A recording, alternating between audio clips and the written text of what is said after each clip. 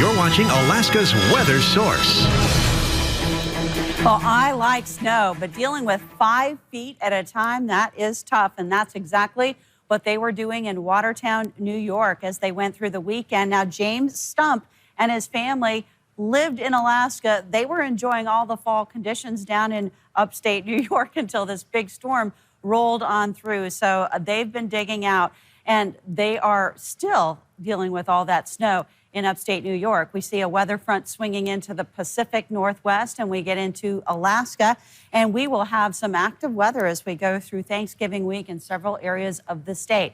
Now we go up first to where there are winter weather advisories over the Bering Strait area from Gamble and Savunga up towards Shishmaref, and even farther north. This winter weather advisory is for winds and gusts up to 50 miles per hour, an additional 2 to 5 inches of snow going through tomorrow morning. Then we head down to the northern portion of the Panhandle for the Haines Highway, 4 to 11 inches. Now the lower end total in Haines, the higher amounts along that highway. If you're traveling Wednesday into Thursday, know that in that area that there could be some very difficult travel conditions. And Ward Lake, there's reported flooding on the trails. This is closer to the Ketchikan area in the southern end of the Panhandle, where we also find the state's hotspot. 49 degrees in Klawock, is cool as 6 below for Fort Yukon.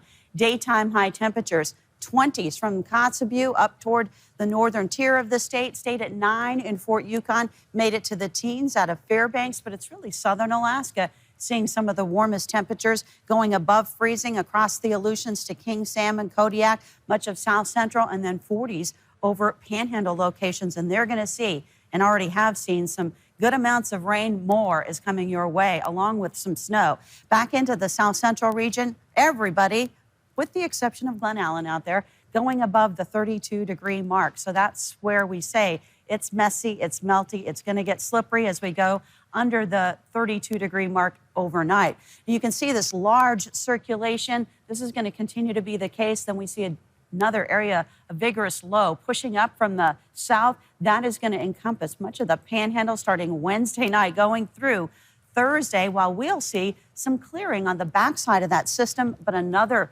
wave of weather will hit western Alaska as we head into early Thanksgiving morning, and it will be snow with the Alaska Peninsula kind of being that transition line.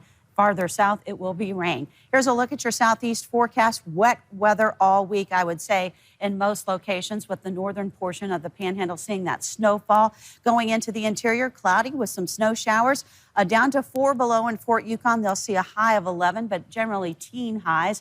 We even see teen highs along with some gusty winds along the Arctic slope, with Ukqiavik up to 25 miles per hour. Winds out of the northeast in Wainwright, 15 to 30 miles per hour. And then still some windy conditions around Gamble out of the northwest, 25 to 35 miles per hour. Bethel, also strong winds for you, and the Aleutians. So this is where we say it's active weather and winds with rain and snow coming your way. We'll see that here in the South Central region heading into our Tuesday.